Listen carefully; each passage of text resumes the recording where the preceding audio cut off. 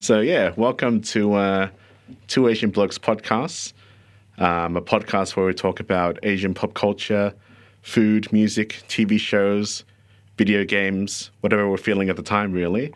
You might notice that it's not Dan saying that. He's decided to fuck off to France and do a John Wick duel with someone. So yeah, I'm here in 3ZZZ Studios. So we want to thank them.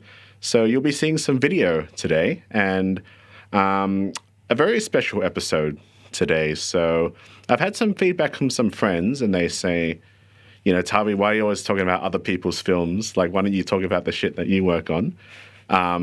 Those projects are few and far between, but I happen to be on a very cool project run by some very talented people. The project is called To Spark A Wildfire, and here we have the writer, producer, actress extraordinaire, and Musashi, the director of the film, in the studio with us. So, yeah. So her name's Ryder, correct? Yep, her name's Ryder. Yeah. I go by Ryder So now. you go by Ryder now. Yeah, my screen went off, so it tripped me up a bit. So I was just like, oh shit. I was just like, yeah. So I'm always monitoring and doing things at the same time. So sometimes when I talk and I look like I'm just out of whack, it's just something's gone wrong on my end. But that's all right. Funny. Everything's good. But yeah, so no, we have Angie Ryder. That's your name, right?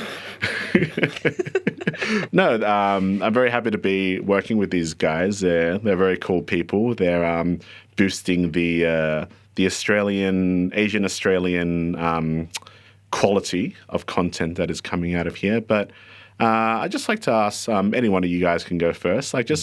Tell me a little bit about yourselves or your journey, as a filmmaker. You go first because No, I was think... going to say you go first. Why? Because why not? Okay, well, that doesn't answer it, but sure. So in terms of my own... What was the question again? How did you become a filmmaker? What was your journey? Yeah. I have a pretty long, drawn-out story, I suppose I'm happy to ramble about. But ultimately, from when I was young, literally kindergarten, I've always wanted to be a creative of sorts. And within this particular journey of mine, I was doing paintings, visual arts, illustrations. I was quite lucky to be doing lino prints, actually, at the age of probably... what age would I be in year one? So around 5-ish onwards, I did a bit of lino printing and all that stuff. And I really enjoy the craft of making images through, my whole childhood. And over time, I got to realize capitalism exists.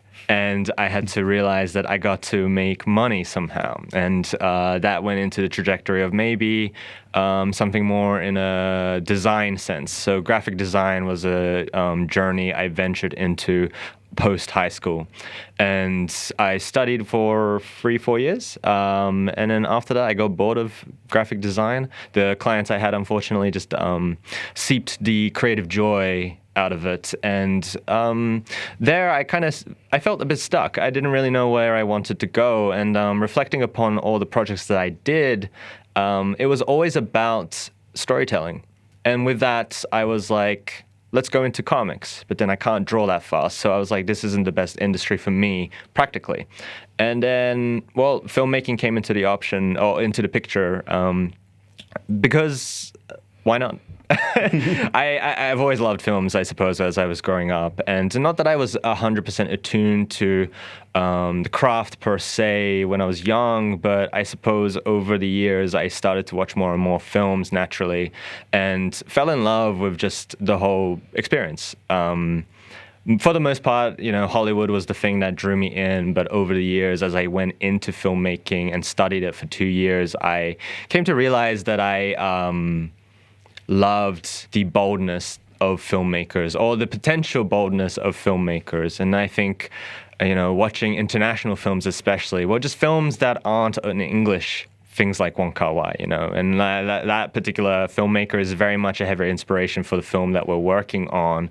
But, we've got other filmmakers now like Began and all that I find far more captivating these days with the contemporary stories that are being told, especially with the film industry and how it is right now. But yes, that is a topic we can go into. Let's go to Angie, I reckon. Sorry. Yep.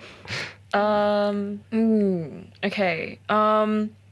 It's a little bit of a funny story, really. When I was younger, I was really creative in terms of music. So I actually started out doing a lot of music and things like that. I was a pianist when I was younger. But then, I swear every Asian was a pianist. as every Asian is. Not me. Either piano or violin. Yeah. Do something. No, but as I grew up, and I wanted to be a lot of different things when I was younger, but I feel like those dreams were dreams of other people, dreams from other people, or things that other people were doing because I didn't know what I wanted to do. And I remember, before Marvel, started being a little bit questionable in terms of the quality of films they're producing, I remember I was in year 11, so I was like, I don't know, 16. Wouldn't know. That kind of age, around then. I was in year 11, and I went with a group of friends to see Avengers Endgame. I just remember the feeling of, closing out 4 phases of the MCU. And the work that the actors had done to tell this story, even though they were, superheroes, but the work that these actors had done to tell this story, and just looking at all the behind the scenes footage of how much fun people were having and being able to collaborate on something and tell this story. I just thought, what if I just decided to step into acting? And so that's what I did. And in year 12, I did theater studies. Mm-hmm. And that was actually the first time I've ever stepped into acting. And then from then on, I started to do a lot more training because it helped me build a lot of my confidence up. It was something creatively fulfilling for me because I got to tell a story and I got to help fulfill, the creative vision of a director or a writer. And as I started to watch more and more movies, I just thought about how each character has just such a unique backstory behind them that we as actors just have to fight for them. And that's how I've been trained. I've been trained as an actor to fight for, I guess, characters no matter what they do. Like, it's something so important to me because I've never had anyone stand up for me before. So a lot of my childhood growing up, it was really, really lonely, I guess. And then moving to Melbourne as well, it got even lonelier, as migrants do. Yeah, totally. Yeah, as migrants do. And so I guess getting more and more into acting when I graduated high school, it just helped me feel like I was doing something that I really liked and that I could establish, something for myself, that I could make my own decisions at an early stage of my life. A lot of other people made those decisions for me. And so it's just a bit of a cathartic experience, writing something and then seeing it all come to life. I guess the writer side of me, I was always a writer. When I was in high school, I wrote a lot of things. I wrote novellas, I wrote poetry, and I really like the English language, even though it's a weird language. It's a really weird language. It's a little bit of a weird language. Messy. It's not the most sacred of languages. We do tend to throw a lot of swear words here and there.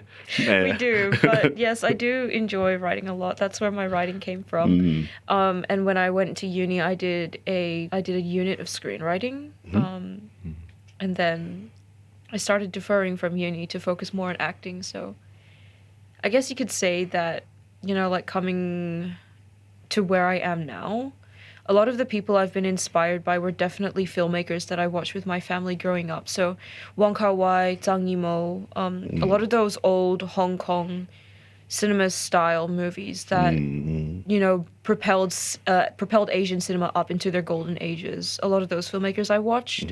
I think the thing that really drew me about the project initially was those inspirations from like Zhang Yimou and Wong Kar Wai. So when I saw the job, this is definitely a project that I want to get into. But so just maybe go into Musashi first. Like, what drew you to like this project or this story? Oh, I haven't heard this before. Well, don't say that. It's going to be so much pressure now.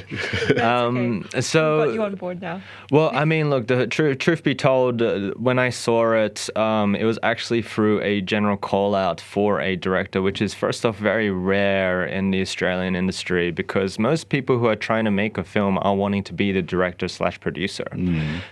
So to find an opportunity like this for me was like, oh yeah, I will definitely look into it and consider it. And then, looking at the story ideas and then the image references that they put with this particular call out, I was like, well, yeah, I definitely align with the general Asian stories that have been told. And funnily enough, when I read the general synopsis for it, it really connected with me because it's very similar to actually a film, an idea that I'm working on myself, which is not for this particular conversation for now. But ultimately, the themes and the connections there, I really found very similar, and I genuinely thought that I would be pretty effective, or at least I know what we're trying to do here.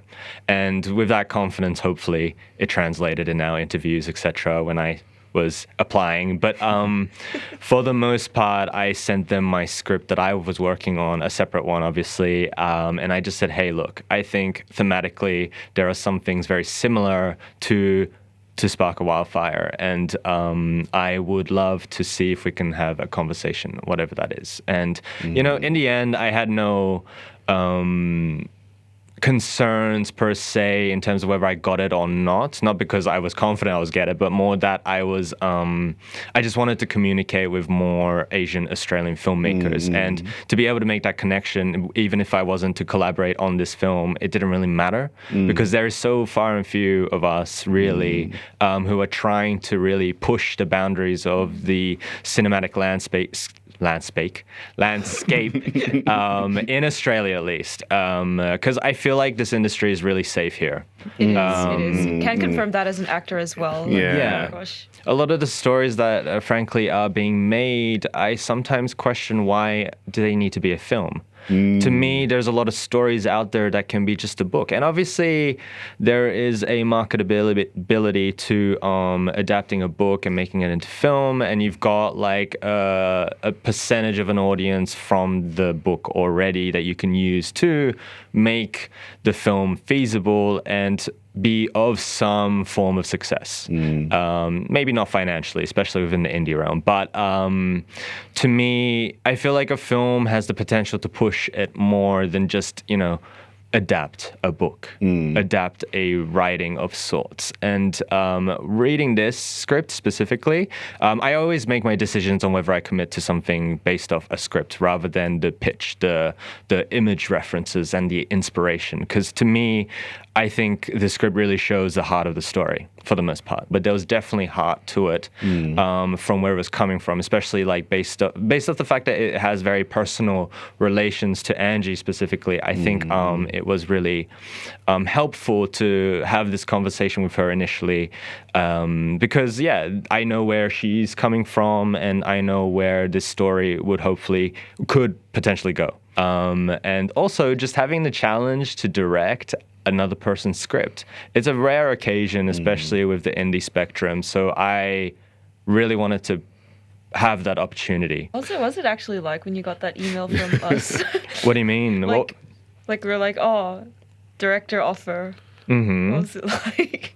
From you? I mean, like, when you told me when we that I got it, kind of thing. When we emailed you. Well, I mean, I was pretty ecstatic. Like, I was pretty happy about it. I mean, there was also the element that I'm from Sydney and you guys are in Melbourne, right? So, like, the fact that I would go interstate to make a film kind of, I don't know, has something worth bragging about. Yeah, we were literally like, holy shit, this man's got commitment. Yeah.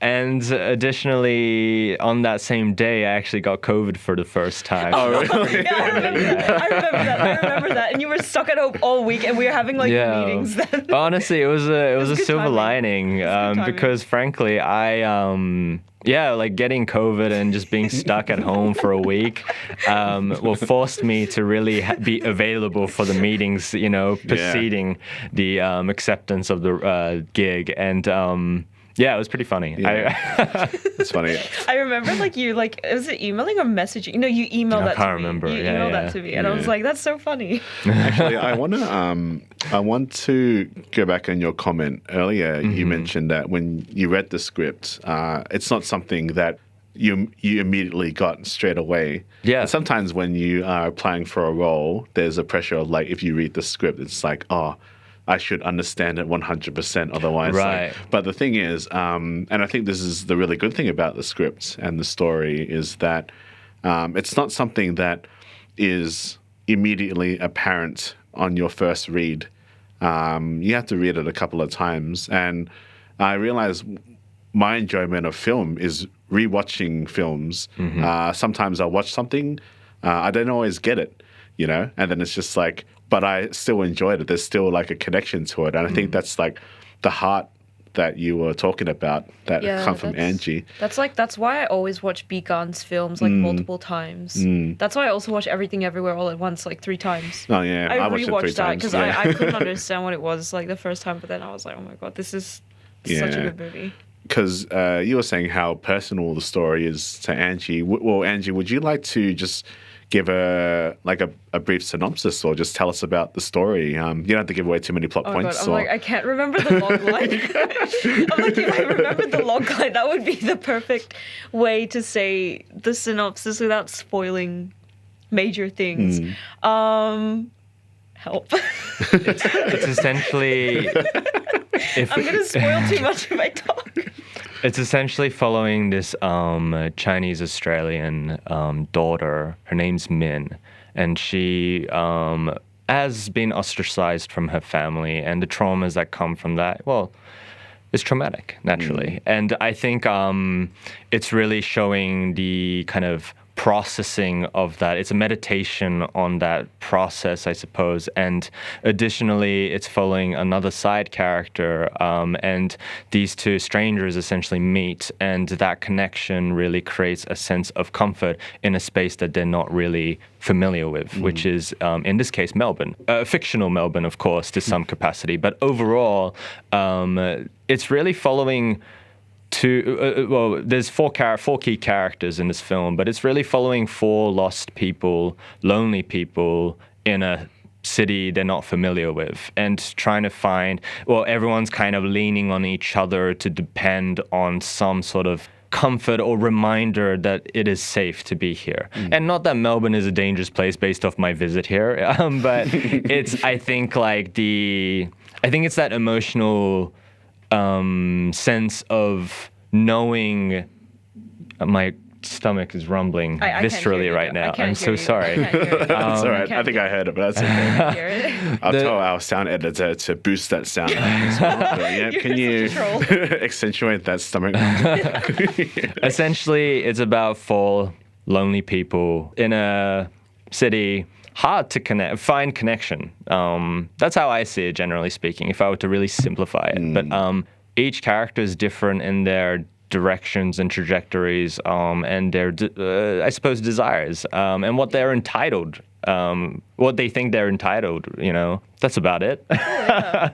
I probably would have spoiled the whole story if I had talked about it. I'm so bad at condensing my own works. Oh, that's fine. I struggle with that too. Into a few sentences, because it's I just want to talk about it. Just because I think when you write about something, it's you treat it as your child. You're like, oh, I want to brag about this thing because I made it. Haha.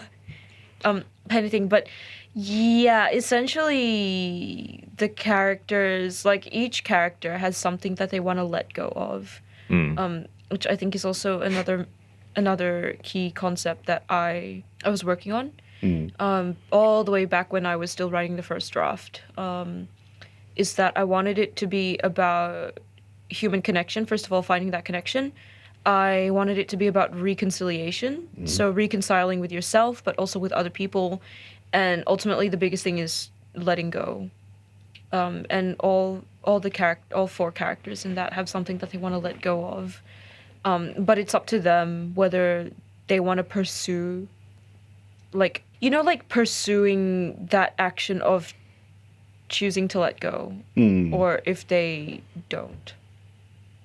And, I guess the choices you make will probably decide not like where the rest of your life goes, but I guess like it's important to also like make decisions and be decisive on what choices you make. So I guess each character kind of goes through that feeling that when you have to really make a decision and you know that it's going to change the course of something, they go through that experience, I think, which is something that all of us go through as humans. So I wanted to capture that as well. Yeah. I think we as people as well, like we tend to do this thing where we blame it on something or someone else to, essentially not take responsibility for what's hindering them.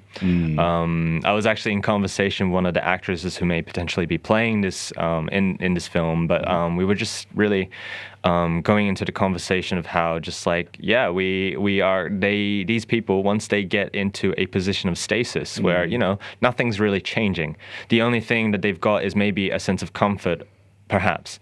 But once you're in a position of stasis, whether it be a stable career or a home that you've found comfort in, we do this thing where we self-sabotage ourselves. We do this thing where we want to just change, because I think humans are just driven by change or the desire to change. And, or at least personally for me, I can't imagine the idea of sitting still. This is why we're in the film industry, right? Exactly. Yeah. This is why this is also why I went into acting, because I'm like, I don't want to do the same thing all day. Totally. I don't want to do the same thing every day. Like, I want to do something different. Actually, it's interesting to hear just like a lot of the themes that are in this film, and hearing you guys talk about them. Like, you said, finding yourself in an unfamiliar city and kind of being lonely. This movie, it's very Asian, like, which it's a good thing. Like, you've talked about a lot of the influences. We've made it clear that, Zhang Yimou, Bigan, and Wong Kar Wai are major influence in the film. But would you say this is a particularly Asian movie, or would you say this is an Australian movie, or like, how would you classify it? The way that I was approaching this when I was still in the process of writing it is that I wanted to, I guess, tell an Asian story against an Australian landscape. That's probably the best way that I could do it, because I feel like these stories don't get told enough. And, coming from my actors' experiences, a lot of, I guess, the roles that I've seen people put call-outs for, it just feels like the same story. And it's like what you said, Musashi, it's very safe. And it's sort of like these roles are just roles that don't really fulfill me creatively. And also, again, that loneliness, or not loneliness, but like that feeling that you get when it's like you're an Asian in Australia and it's like, it feels like there's really nothing for you here. And it just sucks because, well, it sucks, but also there's a silver lining in the fact that we learn how to make our own opportunities to get into the industry. And so that's exactly what I did. I was like, I'm tired of the stories that, well, it's like I'm just sort of tired of like the words are not coming to me. Well, we've all had this conversation off camera before, just about the representation of Asian Australians or Asians in Western media. And I think you're absolutely right. Like, a lot of our regular listeners know that I really dislike the movie Crazy Rich Asians. I don't like it. I do not like it either. As much as it has pushed forward, like, representation for us in film, and it has created opportunities, it's just like... It feels very stigmatized. It feels very flat, one-dimensional kind of film. Just felt that all the characters in there were just one-dimensional as well. Well, it was the one of the actors, the Korean guy that was in that Lost TV show. I think he did an interview with someone, and he basically said, like, when Crazy Rich Asians came out, sure, it opened the door, but studios were only looking for that kind of film that featured Crazy Rich Asians, like, right. And it's just like there was not much or not many opportunities for like, more nuanced film. But I know that that's changing slightly now. We've got Minari, Past Lives is coming out later this year. I've been really excited about that. Yeah, I've heard it's really good. So, Parasite won the Oscar. I love Parasite. Yeah. Parasite's so good. But do you guys think you see a change with that in the industry like now? No. There's elements. No. I'll hear from Musashi first. That are growing in my opinion. I think, look, it's better than, say, when we were in the 70s, 60s. Not that I was alive, but like in terms of the films that were coming out, it was very much exoticizing Asian culture in a heavy, heavy way, to a point where it's almost to an insult to whatever culture it's representing. But like I think now, we're definitely taking steps. Well, I mean, there's steps towards it, but I feel like the agenda is not necessarily to genuinely improve it, but more that to tick the, politically charged nature of this world now. The PR box. Yeah. So I think the issue is that, well, speaking, general Hollywood, I suppose, like, yeah, we've got things like Minari, The Farewell, but the films, they're great. I think they're written really well, actually, for the most part. But there is still a side of Hollywood, especially, where it's too caught up on using the Asian culture as a form of exoticism, as a form of being like, hey, this is what Asians are or is like. We just make dumplings all day, and we just eat yum cha every day and bubble tea. And we all know karate and kung fu. I think for like Crazy Rich Asians specifically, watching it, I actually didn't mind it personally. I think it was more just the story was just flat. There was elements in the film where I thought it captured it pretty authentically. Like there were elements, of course, not everything, but I think it was a good film to at least spark the conversation on Asian representation in Hollywood. And with that came, unfortunately, films like Mulan, where, you've got Yeah, we know that. You know that? We know that. We spoke about this, Thavy. You've got films where it's, yes, the cast is all Asian. The cast is wonderfully Asian, and like supposedly authentic per se, but unfortunately it's still being produced, it's still being written by people who don't fully grasp what they're writing per se. And also it's written for Western audiences. Totally, it's tailored for that. Definitely. It's tailored to Western audiences rather than like capturing the heart of a story. Yeah, and I think for like Shang-Chi, for instance, Shang-Chi was highly praised for the most part, but I felt it was, to be honest with you, not that. It's a little bit overrated, yeah. It's overrated. And I think there is an element to the Asian culture that's great, but then at the same time, there is an element to it where I feel it's written by clearly non-Asian people. Well, I mean, I remember searching the general behind the scenes in terms of like the people involved, especially the people in charge. I'm pretty sure for the most part they were all Caucasian. I don't think there was anyone who was remotely of Asian influence aside from the director.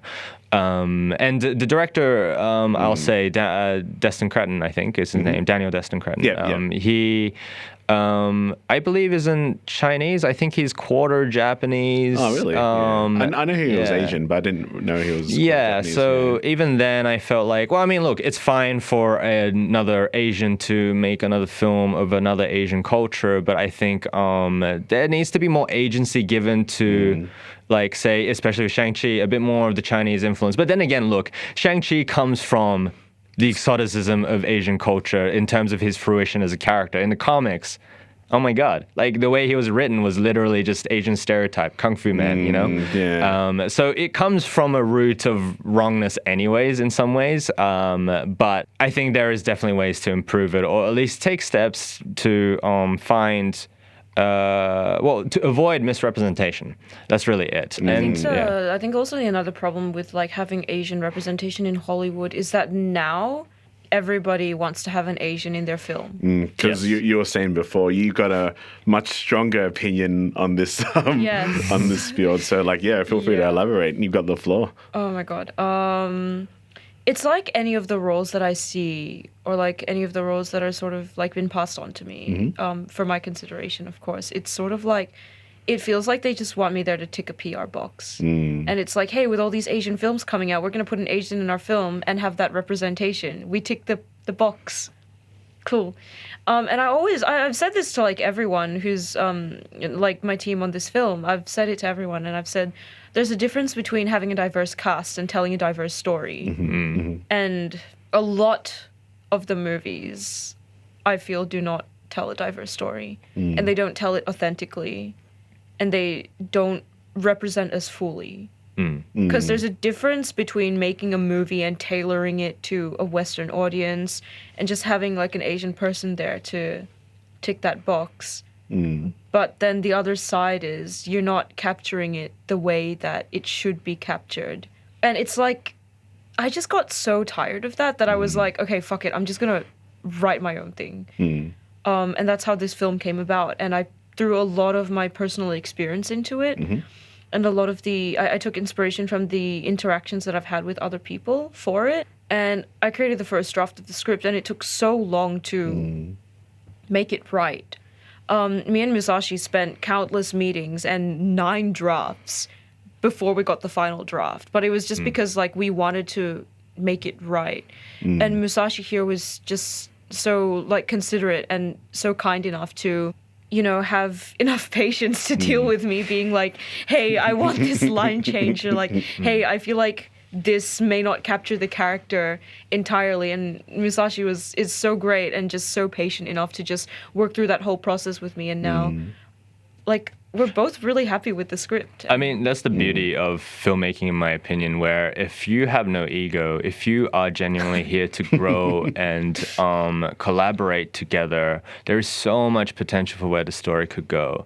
And like with this script, especially, like, yeah, it was missing something at some point earlier on in the draft, and I definitely tried to push that out. And, you know, thankfully, this was only possible because Angie was also very receptive. Like, it really helped to have someone without that ego as well to essentially make this script be what it is right now. And, you know, I think we're in the stage where naturally things will probably change as we shoot it as well, which will be in July. But like, I think, I mean, look, the beauty of filmmaking is that like things, you know, grow, you know, we get rid of things, we add things, whatever it is, right? Just whatever feels emotionally right. And that's the thing for me, where there is so much writing, like a lot of writing these days is so logically driven rather than emotionally driven, which I think is far more important in my opinion. The emotional logic is where the focus should be in writing. But there's the whole thing of continuity, and this damn industry is, and like just the audience base is like, oh, there's this and that, like the hair was on this shot, but then the hair wasn't on the other shot. That stuff to me is like, who the hell cares? We're making films. We are humans making human stories. Of course, it's going to be not 100% accurate. Like the whole thing, the whole intent is to capture emotional rawness. I feel like you don't want to make it perfect, you know, like because like it loses the charm. I've definitely had some people when I've like sent my script to them. They're like, "So what do they do for a job?" It's like, who cares? We had a conversation. We had a conversation about that for one of the characters. Would you say one or two of the characters? I think it was mainly one. It was mainly one that we had so much issues with bringing out. And from the first draft onwards, it felt that she was only out like 50%, even though the script was completed, but she was still 50%. And then after like 9 revisions later, we found something. We found something. We finally got it. And oh my God, I remember. It's like she gave us so many issues. I was like, well, I mean, I think naturally when like, you know, the thing was the character is 30 years old and Angie's 20, you know, the in terms of, not trying to throw shade here, just more like, I think like, you know, there is a life experience that Angie doesn't necessarily have here. And look, don't get me wrong, I don't necessarily have to. I am 26 in terms of age, so I don't know what it's like to be exactly 30 years old, but it's, you know. It sucks. Being 30 sucks. Don't say that. I want to have a prime time in my 30s. I want to have a peaceful transition to 30. I mean, like, I'm a bit dramatic, but if I were to say the positive thing about being 30 that I've noticed is you do get a general sense of wisdom. If you've grown up properly, I know, like, I've met 30, 40, 50-year-olds who still, like, act very childish. For sure. But I love think... those. Like, nothing's wrong with that, though. Yeah, I mean, but, like, maybe... No, everything's wrong with that. No, but, like... Everything's wrong. Okay, like, maybe if they, like, want to be kids or, like, something like that, because their It's child not childish in that, just, like, irresponsible. Oh, okay, yeah, like, then that's a big yikes. Just, That's a big and yikes. maybe, like, on the creepy side of things. Yeah, Right. I've met a few fellows who definitely weren't acting their age, but I won't go into that. That's a whole nother podcast. But you know what's interesting there? I'm Japanese Australian, right? But like in terms of the position that we're all in here, we are Asian Australians. We are outside of our cultural roots in some ways, and in terms of geographic, positioning. But the advantage we have as also being diasporas, I suppose, we get to criticize both cultures, the culture that we're in and also the culture we're from. And I think that has so much possibility for more stories to come out of anyone, really. It doesn't even have to be a creative per se, just having conversation with someone. Like, I have conversations with some Japanese Australians now, and it's only of recent, really, that these kind of dialogues have come to fruition, but it has been so eye-opening because everyone's got such a different story. Like every Japanese Australian that I've met, different. Like from their way of perceiving their own culture to also how they were raised. There is just so much range of dynamics that you can explore with this spectrum that, like, I think this is where Asian stories, especially in Western media, can really tap into. And, we're really lucky with, like, Blue Bio. We've got, what was it, Minari, Farewell. Things are coming. And Past Lives now. Things are coming. I still need to watch that, though. I haven't seen that. It hasn't come out yet anyways. Yeah. Well, I mean, it's at the Melbourne International Film Festival, right? Oh, wait, Past Lives is a myth? Yeah, It but will be, surely. Myth is in August though, so we'll have time. We can do a team excursion and we can go watch Past Lives. Let's do it. Well, if you're gonna buy my flights, then I'll come. I'll go to Thavy. But yeah, I think this is where it's going. To be honest with you, the conversations really started, and conversations is what makes things happen, in my opinion.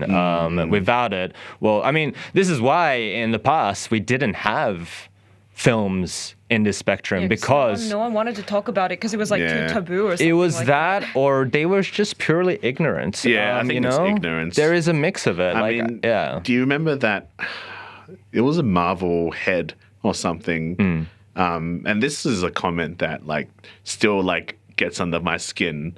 Like, I'm not one that, like, likes to harp on too much about, like, representation and whatnot, but there's this one, like, I don't remember what the dude's name was, but he said, like, in a meeting for Daredevil or something like that, like, they had this whole arc written for one of the Asian characters, and then the executives pretty much said, like, nobody cares about Asians. So, like, why would I write this story? And this is just, like I think he still has a job, but, like, I don't know. He must have left. But, like, it's just, like, and this wasn't that long ago, maybe 6 years ago. But, like, Asians are usually pretty sidelined when it comes to the talk of diversity. Because I hear a lot of people who say, like, oh, diversity, it's black and white is what they mean by diversity. And there's no shade on that, but it's, like, Asians... It's like, hello, we're here too. Yeah, but, like, Asians are usually, by nature, we're a lot more reserved. We don't really, like to speak out. We just sort of, like... which is probably why there's not a lot of, like, Asians in creatives that I found. Because, like, again, going back to, like, migrants and things like that, when I was young, the amount of times my family were like, you should get a stable job. You shouldn't work in the arts. It's unstable. It's no guarantee you'll...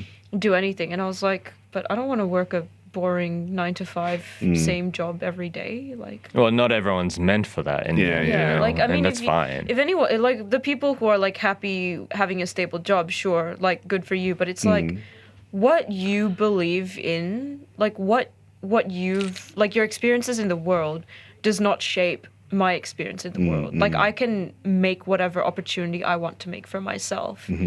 And so I had to actually fight a lot to be able to do acting, to write, to be able to produce this film. I had to fight a lot against the expectations of my family and also my extended family back in Malaysia, because I was going against what the norms are supposed to be. And I would say that I'm pretty outspoken and chaotic, and you guys would second. Yeah. No. What are you talking about? I never got that energy from you. Never. Not in any single meeting Yes. that we've No. had. Not even in this conversation. Nothing. Angie just does not randomly start doing K-pop dances. Don't out me like this, guy. That BTS is staying under wraps. Don't out. Oh, I'm going to release it. Oh, for everyone to see.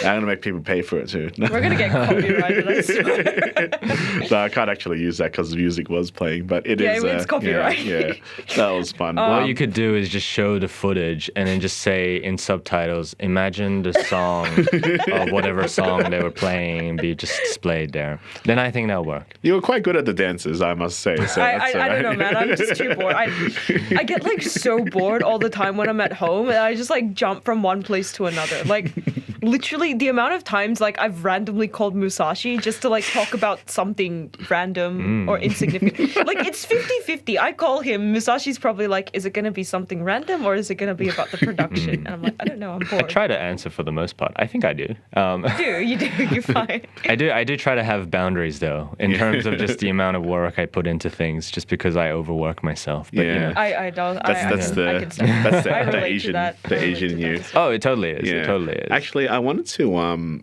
You were talking about before, just like the pressures of like being an Asian and trying to get that like steady job and whatnot. Yeah. Another thing that really drew me to your script as well was the, I would say, the criticism of both Western and Asian mentality, because like the one thing I will say, even about like the better Asian Western productions, is that it's usually the Western way is right and the Eastern way is wrong. And I noticed that I was just thinking about, what was that? All right. What was that Pixar movie about? Turning Red? Yeah, Turning Red, yeah. And it even happens in Crazy Rich Asians. It's just like there's this denouncement of Asianness.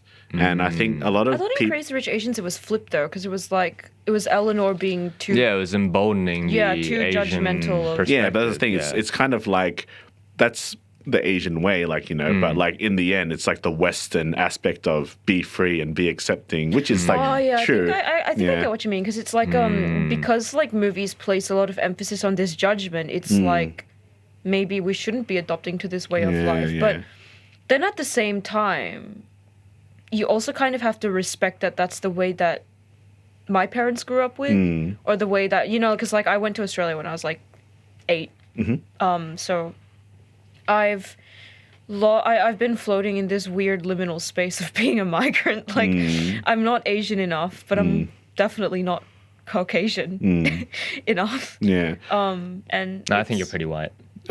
I'm a little bit whitewashed. I would say just a little bit. It's quite interesting. A 'cause little bit whitewashed. I don't think you guys are very, especially like when it comes to movie tastes. Like one big reason I started this podcast is I know like my particular group of friends, especially my Asian friends, they'll watch a lot of like Wong Kar Wai, and like every Asian who's grown up in the mid 2000s has talked about like Shunji Iwai at some point. But I've met like quite a large majority of Asians who, like Asian Australians, who just don't watch Asian content, like, and they're not being like internalized racism or anything. It's just like they just don't find it appealing and they just won't watch it, or they'll just like judge things. Yeah, I think it's because of like Western media, and also because it's not mainstream. And I think those people they need to be more open to what kind of content they consume when it comes to cinema. Because the thing that draws me into Wong Kar Wai's stories is that in every single one of his movies, his characters are stuck in this liminal space. They're stuck between the past and the present, and they can't move on. It's like they're almost in a Groundhog Day kind of thing where they just spend their days just like in so much pain and regret, and they're unable to move on from that. I mean, like if you think about Chungking Express, or if you think about In the Mood for Love, that whole theme of like regret and just standing on this little liminal space, you know, with the two, I don't remember their names, but like the two leads in The Mood for Love. As Tony Leung and Maggie Yeah, Cheung. Tony Leung and Maggie Cheung. Yeah. That's all I just remember them as. I don't remember I love that character movie. I've names. forgotten the characters' names as well. We're fake fans, fake Wong Kar Wai fans. Hashtag fakes. get off the net. Don't cancel us. Whoever's watching, don't cancel us. But I think just the beauty of Wong Kar Wai's films is that he taps into the human. And he taps into that longing that every human has. And I guess, you know, citing Wong Kar Wai as an inspiration, that's kind of what I wanted to capture as well in this film, because I don't think films do it enough. I think what he's really good at is he's able to externalize the introspective elements in a very subtle way, obviously. The thing is, like, with that kind of film, it's just not accessible for Western media because their norm, the way things are written in Western media is It's very like much narrative. Yeah, it's plot driven. Yeah. And it's really caught up on making sure you show, you know that phrase, show and show, don't tell. Making sure you understand absolutely everything. Yeah, but then Yeah. if you watch Wong Kar Wai's films, every like fucking 50 to 60% of it narration. tell. Yeah, they narration. tell. Yeah. They just dump it out for you. And what I've, you know, the amount of video essays that I've read about Wong Kar Wai, it's like this narration symbolizes the characters being stuck in the past. They can't let go. And also another interesting thing about Wong Kar Wai's films is that, like, I read about it in an interview once where it's like, the important thing is not the order or the linearity that these events happen to the characters in. The important thing is that they happened. I think that's just the most powerful statement you could ever say in like anything related to cinema. But it's true, and the thing is, like, in the edit, you'll figure out how those moments work together, because in the end, the thing that happens before gives you context for the next thing. So to be able to play around with those moments and play, you know, the timeline, and you don't have to be in a linear order, it makes it more interesting. It really makes you provoked as the audience, I find. Being straightforward, you're just kind of on a roller coaster and just going with it, but that's about it. Whereas with like films like Wong Kar Wai's, especially like Chungking Express or even like In the Mood for Love, they're almost kind of not vignettes. What are they? They're like snippets. Yeah, of like stages. a moment of a reality, a moment of your time. Totally. They're snippets, but they play around with the sequencing of it to give it that extra thought process for the audience. Because, you know, human nature and the way we project memories, or at least recollect memories, is not in particular order, right? Like, there's no way that we can be like, oh yeah, from the very beginning of my life, I came out of the womb. When I was 0 years old and I came up into an adult. Exactly. I think that's, I think film is just the perfect medium for things like Wong Kar Wai stories, you know? Yeah. And don't get me wrong, there is an element of the industry that needs popcorn Means films. like the structure, you know? It's like with what's his name? Bong Joon-ho? The Yeah, director. Bong Joon-ho, How do I say his name? Bong Joon-ho. Bong Joon-ho? Yeah. Bong Joon-ho.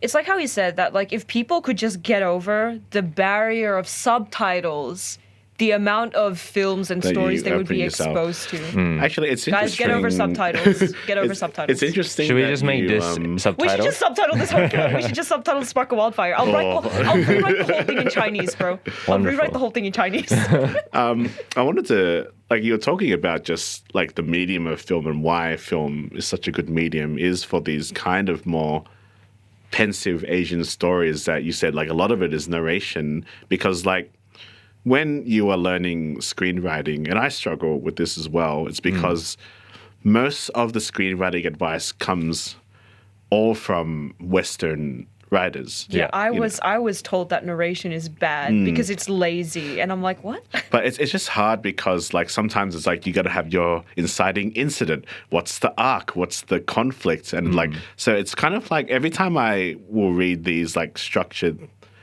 ways to structure things, it's always like I'm thinking of an action movie, you know. But like when it comes to like these more thoughtful Asian films, it's like there's not really a structure that you can follow. Like when I'm writing my own stuff, like I have a very like bare bones structure, but then it's just kind of like free flow writing, and I kind of enjoy that process a bit more. Yeah, I do that as well. yeah. Like I don't like I obviously plan, but it's like I don't plan to the point where I structure everything out. I just whoop, whatever happens, happens. And I think that's when you get like much more like personal stories. Yeah. But the thing is, like when say the accessibility or the general audience is mostly conditioned to these very like Western tropes, and even like when I was saying like I know a lot of Asian people who maybe will watch something like Wong Kar Wai and have to think it's like I don't get it, I'm bored. Like what can you say to someone like that? How do you know. like, because you just said like, yeah, like if you get rid of the subtitles, it's like you can open yourself up to so much more films. It's just like, nah. It's just like there's this kind of this lack of accessibility for that ease for like a lot of people or a lot of Asians who maybe say there's not enough representation, but like But then you I guys would don't say, want to watch your own films. yeah, It's that's like, yeah, exactly 100%. That's what like, I was what? trying to get at. Like, why didn't you watch your own films? Like, oh no, I just can't be bothered. Like, yeah. I can't be bothered because there's subtitles. I Get think over this subtitles. I think this falls under the accessibility element, but like ultimately, you know, when it comes going back to like the whole writing process, etc., with like, you know, Western, you know, advice that we get a lot of, you know, I think there is some truth to a lot of them. Of course, like you can't disregard any of it really, but I think it's also just what you as the writer want to take and leave. It's I think that this is the great thing about writing is there shouldn't be a particular rule per se, but you can listen to these rules and see what clicks with you, and to apply whatever works for you is to your benefit, obviously. Everyone thinks so differently, everyone works so differently in processing a script. Like there's no right or wrong. So having these guidelines do help to some capacity, but when you're caught up with, you know, being black or white with the rules, I suppose. Yeah, that's to the hindrance of where the film could go.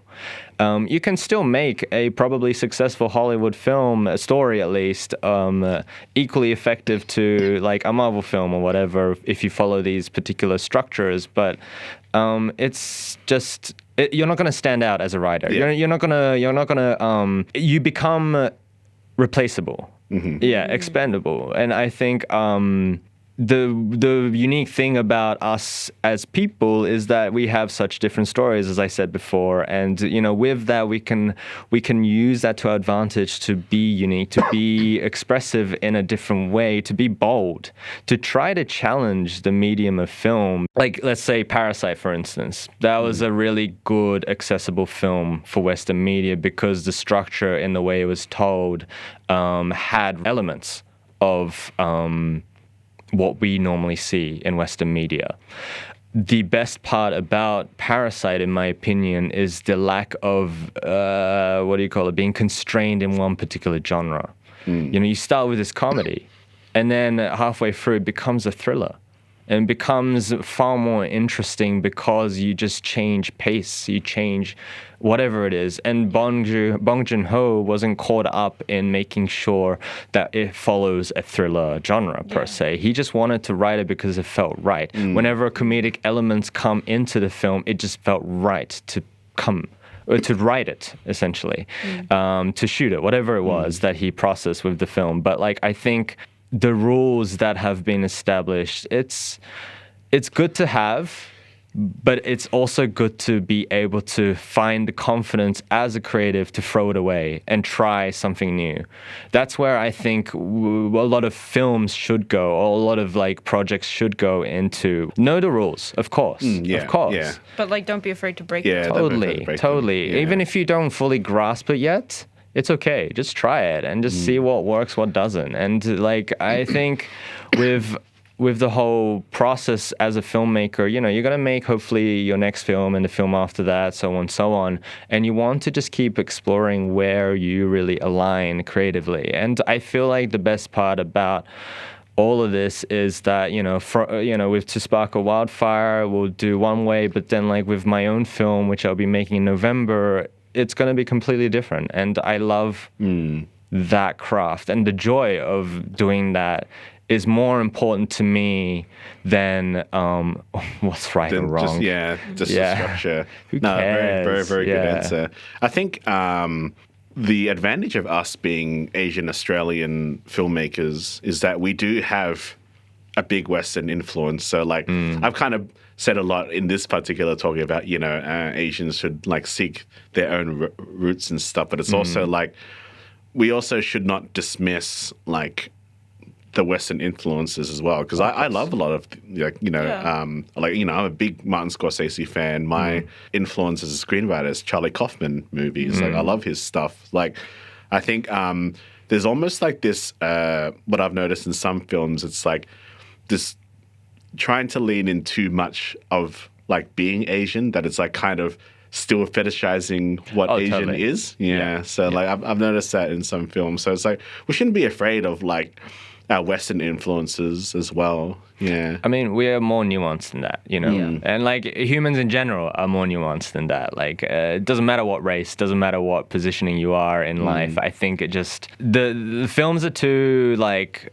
good or evil. Well, I mean, many like mainstream films specifically can be too caught up on the right or wrongs, So that just makes it inauthentic, I think. It doesn't make it true to the medium. Yeah, totally. And I think with like, the practice of capturing a moment, a scene, whatever it is, they are essentially heightened memories of someone's reality. Whether it be warped or not, it doesn't matter. It's still a form of memory. And that's where I find it interesting with film. And like, going to Spark a Wildfire, like I think, obviously these are very personal memories that Angie has, heightened or explored with this particular story. The best part about it now is that we've got so many voices involved, from behind the camera to hopefully in front of the camera, some of the cast that we'll lock in soon. They will help to give it more perspective, more nuance, and more just life to the space. Because otherwise we're just working with a sheet of paper with words that are written in courier font. And, like... that, there's still a lot we can work with that, but I think the reason why film is so good is it's multidisciplinary. Like everyone's involved in to some degree, and those voices will just help to give it more volume. Whether it be just the touch of light here and there, whether it be the sound, I think, just people being collaborative is what I love, and I'm gonna just continue rambling on about that. That's also what I'm here for. Like just people being collaborative, everyone having fun. Thavy, you've seen me on set before. Oh yeah, you know how insane I can be. Pretty insane, but it's fun. It keeps it fun. Yeah, definitely. I'm mostly just a really chill person when it comes on set. And I think just having fun and making other people like smile and laugh on set is probably one of the most fun things that I like to do, as I was doing on Exit Wounds. Yeah, that's right. You're a people pleaser. Not necessarily. I'm joking. Not necessarily a people pleaser. I'm just chaotic. Oh, yes. All right. Comes from my chaos. Just to round things out and probably to wrap things up, do you, maybe we'll start with Angie first. For the people who are listening to this episode, what would you say to them about your project? Like, feel free to, Expect a story. A diverse, hopefully diverse, good story. You don't need to worry about that. It'll be... that will, a good story that we'll all work hard to tell. Something authentic, something that can hopefully bring new life into Australia's filmscape.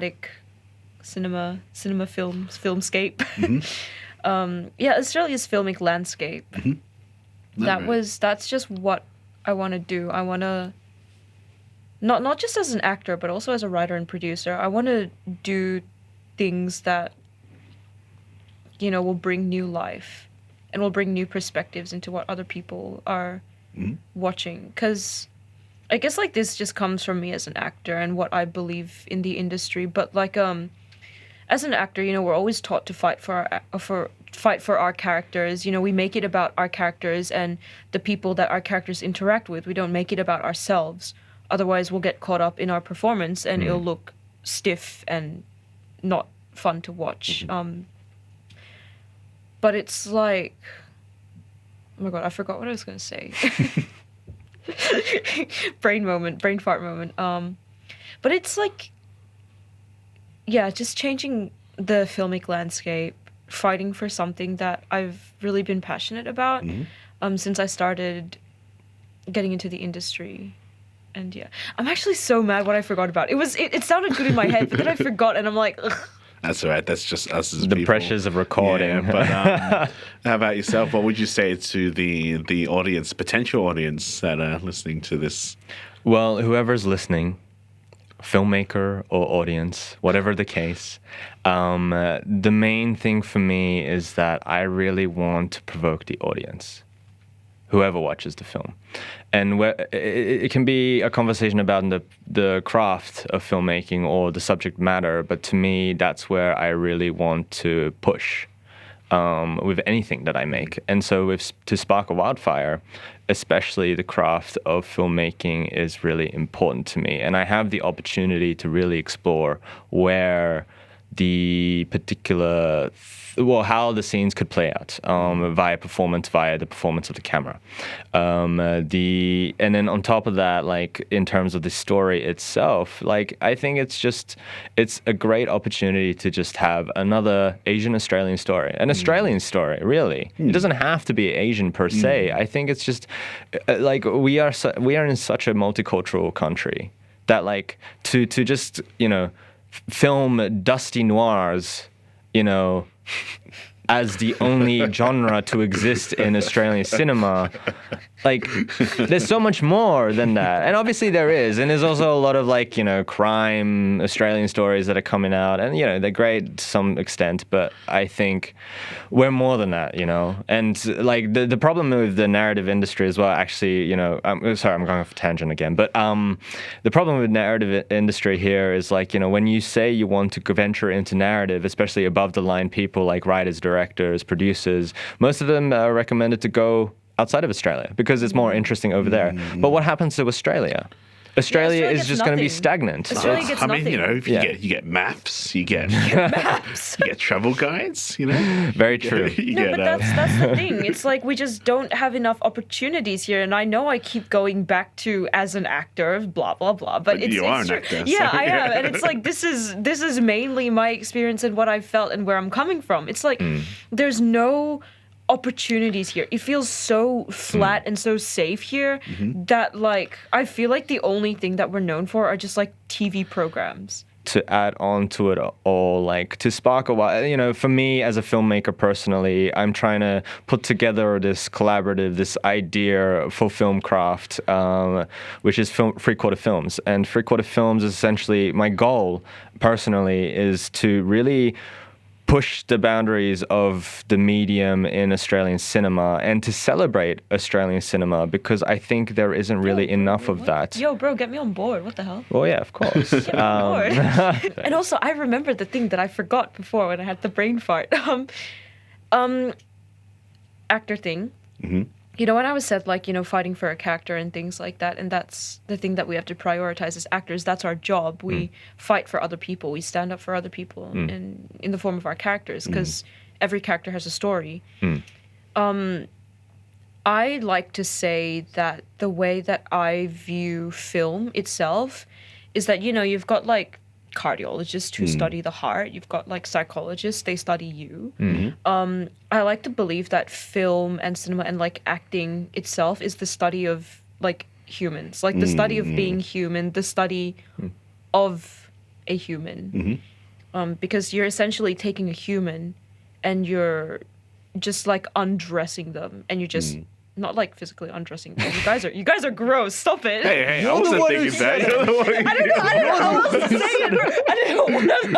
I don't know like how else to We say understand context. Yeah, You know? like you're basically just like stripping them down into like you're putting them like bare bones. You're making a character from scratch. You know, you build them up, you give them a story, and then you just like strip them down and you just throw them on screen. I will probably, for the sake of time, I will probably wrap this one up. I didn't realize it was that time. So, but just a quick note for me, because I haven't said, but I'm the editor on this film, so I'm not just a random dude. Yay! No, I'm actually really pleased to be part of this. This team and this crew, even more so after having this conversation, which I've prematurely cut you off because we are actually running out of time. I've actually turned your mics off ages ago. I was just going, yep, and it's just like, so I was like, yeah, but no. Well, the funny thing is, we'll just keep talking. But no, we want to thank Musashi and Angie for coming on today's episode. Thank you. Thank you. We will probably put some links to your socials or whatever relevant source of contact where people can find you. Yeah. Don't contact me. I do not want to be reached. Please don't message me. Okay, well, where you can see what's up, and we'll probably put like a Spark A Wildfire Instagram pages up there. I forgot to put the call for action, so Dan's going to scold me, but yeah, hit that subscribe button and whatever, I just hate saying that. Just like I just feel so like what's up, guys? It's just like You know what the problem is? That is a formula. That is a rule that you're sticking yourself to. And it's why do you have to hindering follow you. it? Why do you have to follow it? Yeah, Dad, why are you putting me against these rules? Dan was the one that fucked off to France and left you alone. No, yeah. You better have won your duel, by the way, because then I won't have a co-host anymore. But it'll be easier because then I can just find someone that lives in Melbourne, because Dan lives in Sydney and we have to do it remotely all the time. Right, gotcha. So actually, just having you guys only here in the studio makes my life a lot easier. So take that, Dan. But anyway, so thanks. Dan will be back at some point. He's not in there for very long. So thanks for coming on, guys. And thank you. Please look out for the project. I think it's a fantastic project, and please support Australian content. I'm just going to say Australian cinema. Yeah. Don't say the word content. Australian stories. That's Australian where stories. It should be. See, I'm a YouTuber mode now. Like content, And if anyone wants to like have more information about like where our funds are going to, what you're donating, what you're contributing to. If anyone wants more details on the story, all that will be on our Indiegogo page or the GoFundMe page, depending on which page we will have linked. Because I know the Indiegogo is running out soon, so we're going to start another GoFundMe for for funding. Yeah, just send it there. We'll update it. Yeah, we'll have all the information there about what the story is about, what we're fighting for, what we're representing, where our funds will be going for, where our funds will be going to. So yeah, we'll keep it very transparent for you guys, and please support us. Thank you. Please. All right. On that note, see you later, guys. Yeah, wave at the camera. Yeah, awesome. Love heart.